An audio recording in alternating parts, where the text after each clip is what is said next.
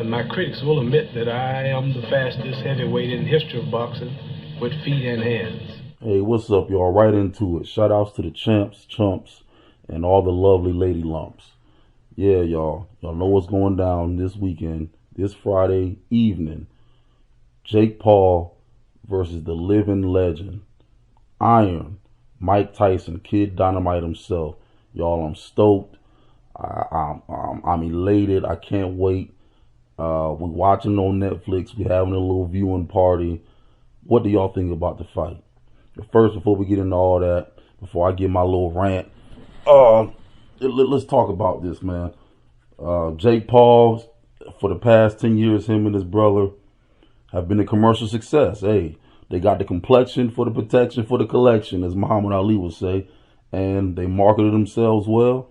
And what I can say about them that a lot of the young fighters ain't doing now are they've been taking the chances. They've been taking risks. They've been tempting fate to be great. I hand it to them. You know, even though I don't like them, I think they suckers. But hey, they put in the work, and you only get what you earn in this life, and they've earned a lot of it. You know, no matter what kind of contracts they have, if they set up fights, whatever, they got into them positions.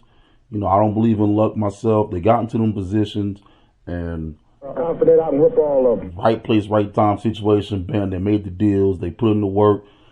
They stayed ready instead of getting got ready, and now they got the confetti. You know what I'm saying? Now, Iron Mike, he put in years of work. He's dedicated his whole life to the art, to the craft of pugilism. Queensberry, Marksbury rules. The Marquis of Queensberry rules. Damn, y'all, this is bad. I can't remember this. I'm supposed to be a historian of this shit. But Mike dedicated his whole life, influenced by the late, great Muhammad Ali, influenced by the late, great Jack Dempsey, influenced by the late, great Marvin Hagler, influenced by the still living great Roberto Duran, influenced by the late, great Cus D'Amato. I mean, many influences. Mike is a historian. Mike is a student, philosopher of the boxing genre, pugilism, of the fight game. He's into all combat arts. You see that because they put him on a few of the UFC fighting games. Mike is a living legend. Dedicated his whole life to this. And, you know, he's been putting the work. They're both probably going to benefit greatly. I'm going to contribute to that. Y'all going to contribute to that. And Mike earns it. I mean, Mike deserves it. I mean, he's got children. We've put him through a whole bunch of stress as fans. I know I have. Society has, you know, the women he's dealt with has, and I don't want to bring up his cases or anything, but, you know, especially him being an original man, a so-called black man, you know, you go through a lot. You go through a lot more here in modern day USA. Anywho. If you want to know any damn thing about boxing, don't go to no boxing experts in Las Vegas. Don't go to no Jimmy the Greek. Come to Muhammad Ali. I am the man. Let's talk about the fight. The fight. It's supposed to be at Texas, Dallas Cowboy Stadium. Shout outs to you Cowboy fans. And I'll say I'm Mike Irvin and Emmitt Smith, Troy Aikman, Jay Novacek. You know what I'm saying? All the Starback, all the Tony Dorsett, all the great legends. Shout outs to the Cowboys. Dallas, Texas. It's supposed to be there. And I want to say the undercard starts at 7. Y'all double check that. I just saw the rules for the fight, the regulations. Y'all, the fight is 8 rounds. 8 2-minute rounds, y'all. 2-minute rounds like the women, y'all. 2-minute rounds like the women. So 8 2-minute rounds. 14-ounce gloves. No headgear. A referee. I'm not sure on the judges. And also, I just found out, y'all correct me if I'm wrong, I might have got bad information, it's going to be sanctioned as a professional fight, not an exhibition.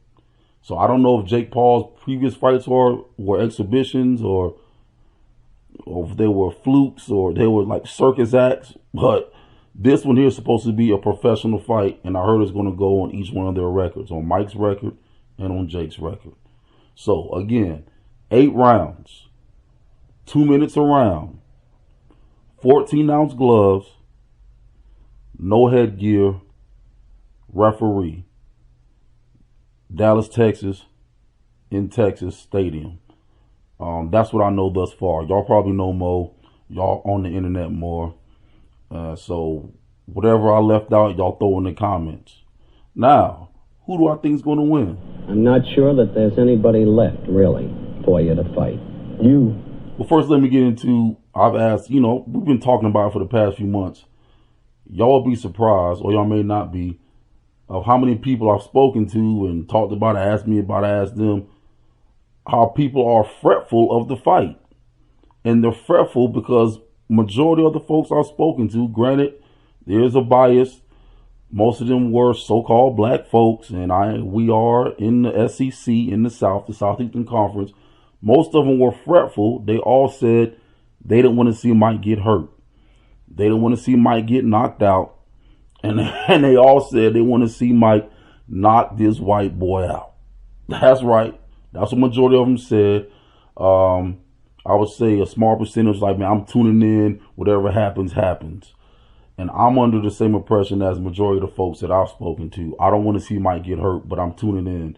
And may the best man win. If there's no fugazi, crazy, lazy, chimpanzee stuff going on, then I hope it's a good, clean fight with no, dives or no, muddling or nothing. I just hope it's just a pure fight, and, I'm a combat purist. May the best man win.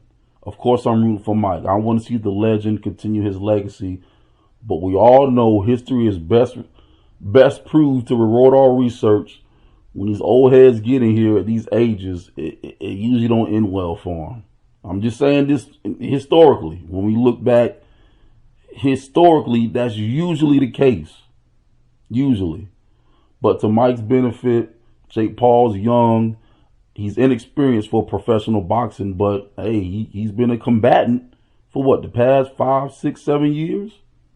And he's beaten some of the most legendary combatants, even though they weren't specifically boxers, but they were from other arts within the combat field, mixed martial arts, jiu-jitsu, all that, BJJ, karate, all that. But he's been a combatant. So, I mean, as much as I can't stand it that he beat Anderson Silva, I wanted to punch a hole through the screen. I want to get in there and take him down and grind and pound him. I mean, the dude has credible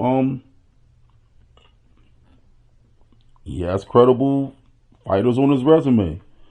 And I'm not sure if those fights were thrown or certain contracts were put in and they were money grabs. A lot of that talk's been going on, and I don't know what to think. I want to say they are because ain't no way to me that he knocked out Anderson Silva or Tyron Woodley, but who knows, man? Who knows?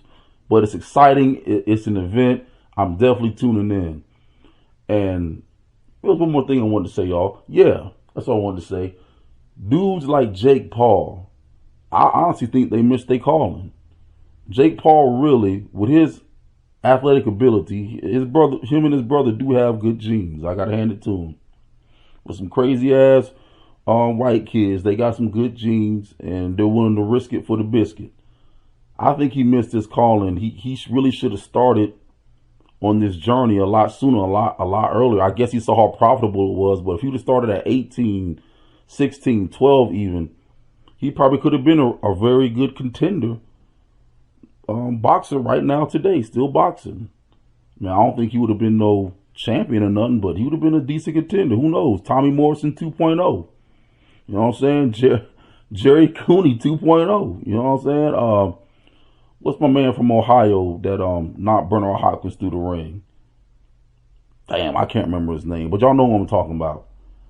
Him, the American dude from Ohio 2.0. I mean, who knows? I'm going to tell you who else I think is a pretty good boxer to miss their calling, and they went into the wrong field and then got their mind all screwed up. Blueface. I don't know if you've ever seen Blueface, the rapper, y'all, the young rapper, the young musical artist.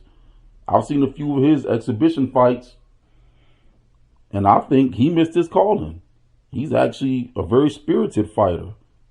I just wish he would have had the tutelage and the guidance to somebody to put him in when he was 12, 13, 14. I think he would have been a great young prospect. Something along the lines of like maybe Keyshawn Davis. He might have been 12-1 or something like that. Or like Khalil Cole, who just got upset the other night. He'd have been like along the lines of that because he's tall, he's lengthy, he's, you know, you could see that he's aggressive. He counter punches well. His legs kind of stiff, but he came into it late. But I actually think he would have been a good boxer if he would have started early. Another dude, the brother over there from the UK, the one that fought one, he fought one of the Paul brothers. Yeah, he fought one of, what's his name?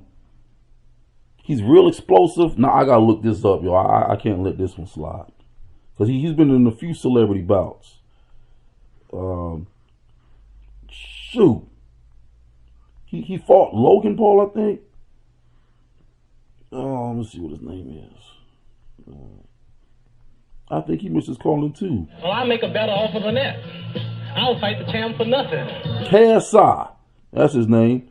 I think KSI missed his calling. I think KSI would have started someone around his community, saw that he was explosive and saw that he didn't take track or football seriously. After that first fight that he had against another, I think, streamer or YouTuber, man, he should have went right into training. Man, he could have been an excellent welter, junior welter, middleweight, whatever his weight is. I think he missed his calling. I think he should have started early. But now it's profitable for him, and I salute all these young men doing that. And the young women, if y'all into it and you're serious about it, I salute y'all too, boo. I salute y'all too. But yeah, y'all tune in.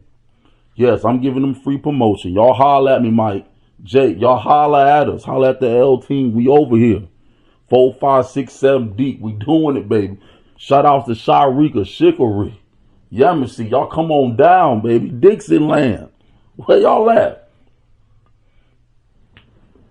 Shout outs to all y'all, man, all around the world. From the east to the west to the north to the south, man. We love y'all. I know I'm being redundant now, y'all. I'm jittery thinking about it. Because we all talked about it.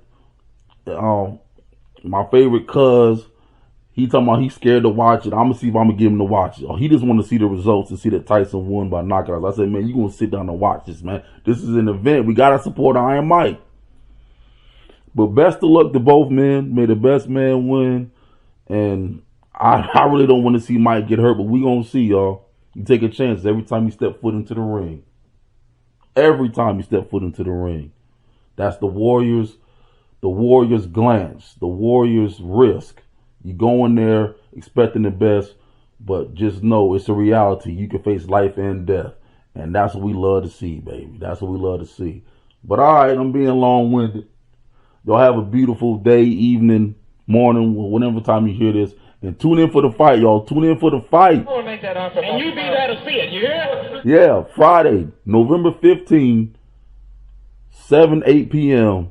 Eastern Standard Time. Shoot, man. We all gonna tune in, man. We'll holler on the flip side. Peace. Keep dancing, champ.